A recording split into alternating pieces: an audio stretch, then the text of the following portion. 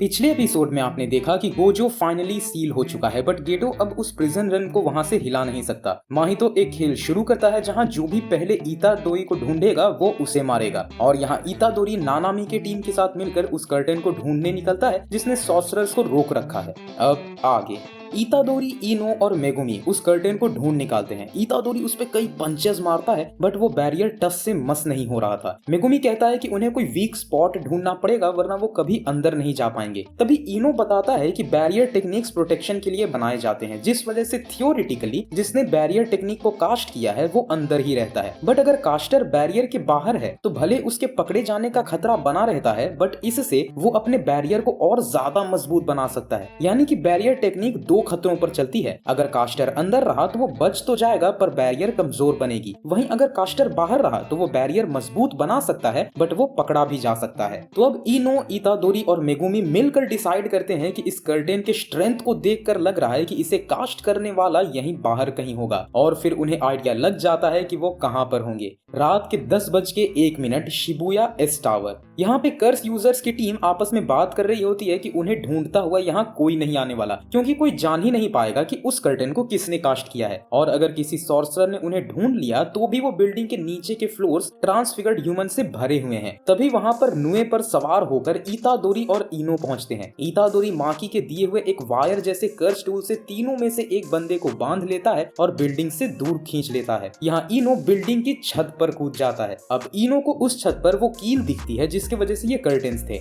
इतादोरी सबको बता चुका था कि इन कीलों पर बैरियर टेक्निक्स लिख दिए गए हैं और बस कर्स एनर्जी मिलते ही वो एक्टिवेट हो जाते हैं, यानी उन्हें बस तोड़ देने से काम बन जाएगा। इनो तुरंत उस कील को तोड़ देता है। तभी उसे रियलाइज होता है कि यहाँ 3 कीले थी जिसमें से 2 गायब हैं, यानी उन्हें अब बाकी के 2 कीलों को ढूंढना था। यूजी उन तीनों में से एक कर्स यूजर आवासाका को लेकर बिल्डिंग से कूद जाता है और मेगुमी से कहता है कि नुए को डीएक्टिवेट कर दो। यहाँ बिल्डिंग की छत पर इनो खुद को बाकी दोनों से लड़ने के लिए तैयार करता है। अब जमीन पर लैंड करते ही यूजी और मेगुमी उस बंदे को देखने जाते हैं कि ये जिंदा भी है या नहीं। तभी मेगुमी कहता है कि वो किसी तरह का जख्म या खून नहीं देख रहा, यानी कि वो जिंदा है इतादोरी। और अब यूजी और मेगुमी भी फाइट के लिए रेडी हो जाते हैं। अब हम एक फ्लैशबैक का सीन देखते हैं जहां इनो नानामी से मिलता है। वो नानामी को बताता है कि ग्रेड 1 सॉर्सरर बनने से पहले उसे नानामी का अप्रूवल चाहिए। नानामी जब उसे इसका रीजन पूछता है तो इनो उसे बताता है वो खुद को इतना स्मार्ट नहीं मानता और वो चाहता है कि वो हमेशा अच्छाई का साथ दे और अच्छे काम करे, बट सही क्या होगा ये हर बार डिसाइड कर पाना मुश्किल होता है। इसलिए जब वो किसी ऐसे टफ सिचुएशन में फंसता है तो हमेशा सोचता है कि इस वक्त नानामी सेंसे क्या करते, और इसलिए उसे नानामी का अप्रूवल चाहिए ग्रेड 1 सॉर्सरर बनने से पहले। और तभी यहाँ छत पर इनो अपनी फाइट शुरू करता है अपने इनेट टेक्निक से, जो है ऑस्पिशियस बीस्ट समन नंबर 1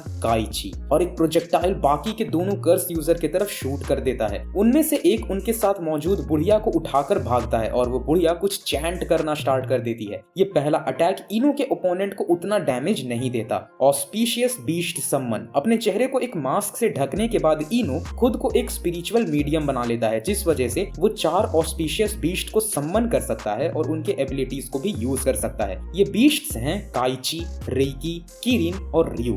तभी इनो खुद को रेडी करता है बीस्ट नंबर 2 रेकी के लिए। यहाँ बिल्डिंग के नीचे मेगुमी और इतादोरी उनके तीसरे बंदे आवासाका पे अंधाधुन अटैक शुरू करते हैं, जिसमें मेगुमी के डिवाइन डॉग्स भी उनकी मदद कर रहा था। उनके मल्टीपल अटैक्स और हिट्स के बाद भी आवासाका को कुछ नहीं होता। तभी वो बंदा मेगुमी की तलवार खींचकर इतादोरी पे अटैक करता है और काउंटर अटैक के तौर पे मेगुमी अपने शैडो टोड को समन करता है और आवासाका को उठाकर एक ओवर ब्रिज पर दे मारता है। मेगुमी इतादोरी को बताता है कि डिवाइन डॉग्स के पंजों से एक स्पेशल ग्रेड कर्स को भी चोट पहुंचाया जा सकता है, पर इस बंदे को एक खरोंच तक नहीं आई। वहीं आवासाका भी अब इतादोरी और मेगुमी को मार डालने का प्लान बना लेता है। यहाँ बिल्डिंग की छत पे वो दूसरा बंदा अपनी ग्रैंड माँ को प्रोटेक्ट कर रहा होता है और इनो से लड़ता रहता है। इन सब के बीच वो बुढ़िया लगातार कुछ चैंट किए जा रही थी। इनो हैंड टू हैंड कॉम्बैट में उस बुढ़िया के पोते को बुरी तरह पीट चुका था और ये सब देखकर इनो सोचता है ये बंदा इतना स्ट्रॉन्ग भी नहीं जितना मैंने सोचा था। ये भले मार खा रहा है बट ये उस बुढ़िया को बचा रहा है, यहाँ जरूर तो कुछ गड़बड़ है। और तभी वो बुढ़िया चैंट करना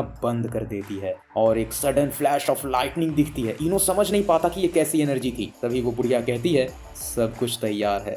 उसका पोता कहता है मैं समझ गया था ग्रैंड माँ, और तभी वो अपने पोते को एक कैप्सूल देती है जो वो उसे खा लेता है। इनो अब इस लड़ाई को जल्द ही खत्म करने का सोचता है और अपना अगला काइची अटैक करता है और तभी वो बुढ़िया कहती है तोजी जेनिन।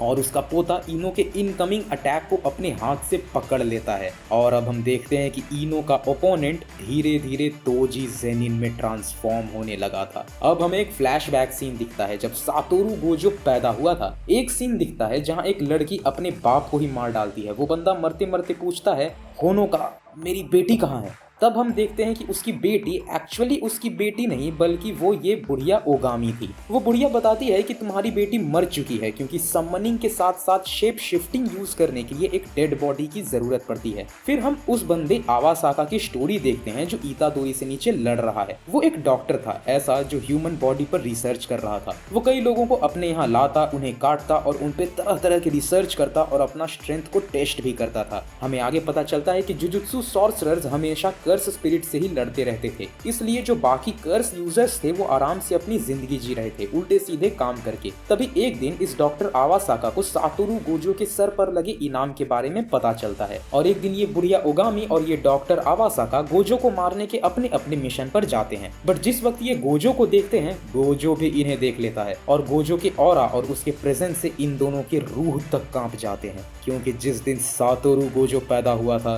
दुनिया में पावर स्ट्रक्चर उसी दिन चेंज हो गई थी। और जैसे ही गोजो बड़ा हुआ फिर कर्स स्पिरिट तो दूर किसी कर्स यूजर की भी हिम्मत नहीं हुई कि वो कोई भी हरकत करे। तभी यहाँ करंट सीन में हम देखते हैं कि इतादोरी और मेगुमी की फाइट में आवासाका उन्हें ही ओवर पावर कर रहा था। तभी हमें पता चलता है कि आवासाका हमेशा अपने बॉडी के प्राइम स्टेज पर रह सकता है। तभी मेगुमी सोचता है कि इस बंदे की कर्स टेक्निक पता करना जरूरी है और वो सोचता है कि ये कोई डैमेज नलिफिकेशन जैसी टेक्निक यूज कर रहा है क्या। तभी मेगुमी को एक आइडिया आता है और वो कहता है, हे तुम जल्दी से यहाँ से भाग जाओ क्योंकि सातोरू गोजो शिबुया में ही है। आवासाका कहता है, तुम्हें तो झूठ बोलना भी नहीं आता, हम जानते हैं कि गोजो सील हो चुका है, तुम्हारे दोस्त ने तो चिल्लाकर पूरी दुनिया को बता दिया है, और वैसे भी अगर गोजो यहाँ होता तो हम कर्स यूजर्स यहाँ आने की हिम्मत ही नहीं करते। मेगुमी समझ जाता है कि ये गोजो सेंसे को हरा नहीं सकता, यानी कि इसके पास डैमेज नलिफिकेशन जैसी कोई क्रेजी टेक्निक तो नहीं है। तभी आवासाका कहता है, अगर तुम बच्चों में लड़ने की हिम्मत नहीं बची है तो कोई बात नहीं, मैं तुम दोनों को मार डालूंगा। और तभी मेगुमी रैबिट एस्केप सम्मन करता है और यूजी को लेकर वहां से भाग जाता है और यूजी को बताता है कि उसने उस बंदे के कर्स टेक्निक को डिकोड कर लिया है। अब यहाँ बिल्डिंग के ऊपर खुद तोजी ज़ेनिन इनो के सामने था। इनो सोचता है,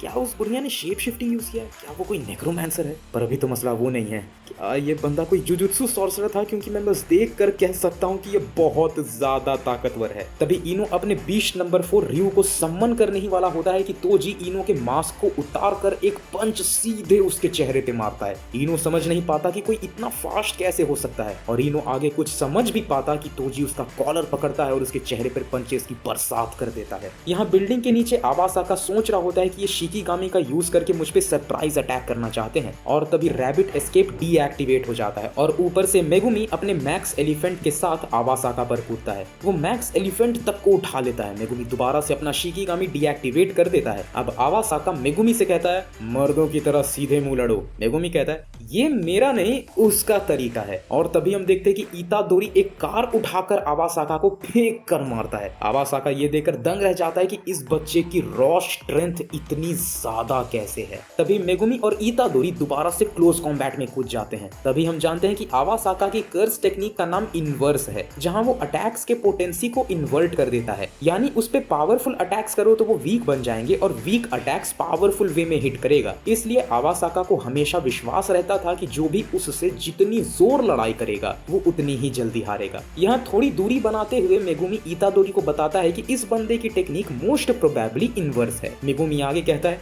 मेरे वो मूव जो अटैक के लिए नहीं बने वो तुम्हारे पावरफुल हिट से ज्यादा असरदार रहे थे इतादोरी। और क्या तुमने ध्यान दिया कि उसने रैबिट एस्केप के अगेंस्ट किसी भी तरह का रेजिस्टेंस नहीं दिखाया था? शायद इसलिए वो जमीन पर गिरने का इम्पैक्ट भी झेल गया था। तभी इतादोरी कहता है, अच्छा तो क्या हम एक उंगली से उसे मारकर हरा सकते हैं? मेगुमी कहता है, ऐसा भी नहीं है, उसकी जरूर एक मिनिमम रिक्वायरमेंट होगी, वरना हवा के रेजिस्टेंस ही उसकी हालत बिगाड़ देता। बट चूंकि उसके साथ ऐसा नहीं हो रहा है, इसका मतलब यह है कि उसके इनवर्स की एक मैक्सिमम और एक मिनिमम लिमिट जरूर होगी। प्लस वो कॉम्प्लिकेटेड टेक्निक से अगेंस्ट भी काम नहीं करता होगा, इसलिए वो गोजो जैसे एनॉमली से नहीं लड़ना चाहता। इस पे इतादोरी कहता है, कोई बात नहीं, हम दोनों एक ही साथ हमला करेंगे, एक अटैक स्ट्रॉन्ग होगा और एक वीक। इस तरह वो बिल्कुल जज नहीं कर पाएगा। मेगुमी कहता है, बिल्कुल सही, पर ध्यान रहे उसे पता नहीं चलना चाहिए कि हमने उसकी टेक्निक फिगर आउट कर ली है। और तभी मेगुमी का टोड शिकिगामी और इतादोरी दोनों आवासाका को एक ही साथ हिट करते हैं और इस बार उनका प्लान काम कर जाता है और ये देखते ही फिर मेगुमी और यूजी दोनों अंधाधुन अटैक शुरू कर देते हैं। आवासाका समझ नहीं पाता कि इन बच्चों ने उसके टेक्निक को कैसे फिगर आउट कर लिया और तभी यूजी का आखिरी पंच आता है जो आवासाका के चेहरे से ठीक पहले रुक जाता है और फिर हिट करता है। मेगुमी कहता है,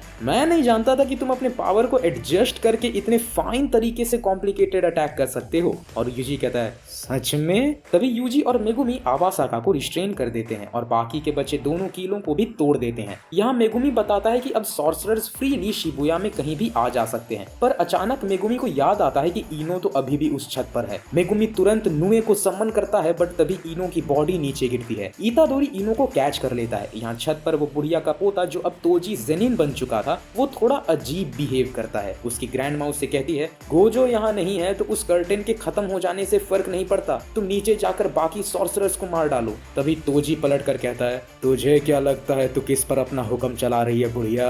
ग्रैंड माँ ओगामी के होश उड़ जाते हैं। वो सोचती है, ऐसा कैसे हो सकता है, इस तरह की प्रॉब्लम ना आए इसलिए तो मैं बस बॉडी के इंफॉर्मेशन सम्मन करती हूँ ना कि सोल के इंफॉर्मेशन। तोजी कहता है, सम्मन?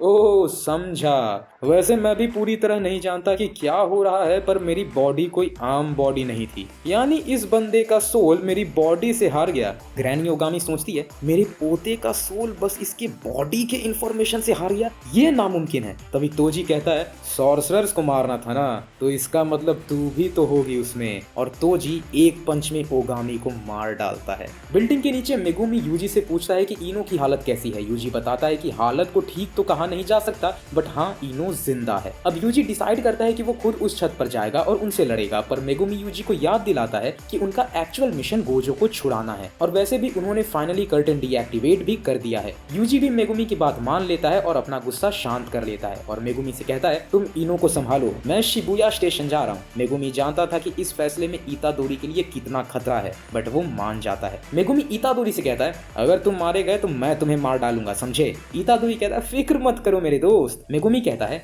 याद रखना मैं तुमसे बाद में जरूर मिलूंगा। यूजी कहता है, बिल्कुल याद रहेगा। कुछ वक्त पहले रात के 9:41 नानामी जब शिबुया मेट्रो स्टेशन पर पहुंचता है तो वहां उसे ईजीजी की खून से लथपथ बॉडी पड़ी हुई मिलती है। अब यहाँ रात के 10:02 मेइजी जिंगुमाई और शिबुया स्टेशन के बीच मेई मेई और उई उई की जोड़ी सभी कर्स स्पिरिट और कर्स यूजर से लड़ रहे होते हैं। मेई मेई बताती है कि उसकी कर्स टेक्निक है कि वो बस क्रोज को कंट्रोल कर सकती है, काफी कमजोर टेक्निक है, इसी वजह से वो बचपन से खुद को ट्रेन करते आई है बिना कर्स टेक्निक के भी लड़ने के लिए और अब वो आखिरी बचे कर्स स्पिरिट को मारने के लिए रेडी होती है। वो कर्स मेई मेई के सामने गिड़गिड़ाता है और अपनी जान की भीख मांगता है बट मेई मेई बिना किसी दया के उसे मार डालती है। उई उई बताता है कि वो कर्टेन डीएक्टिवेट किया जा चुका है और मेई मेई सोचती है कि सातोरु गोजो को छुड़ाने के लिए उसे कितने पैसों की डिमांड करनी चाहिए। यहाँ गेटो कहता है, ओह बड़ा जल्दी हो गया ये तो। कुछ देर पहले रात के 9:40 शोतो बुंकामुरा स्ट्रीट पर नोबारा और उसकी मैनेजर के सामने कोई आता है और मेगुमी कहती है, नीता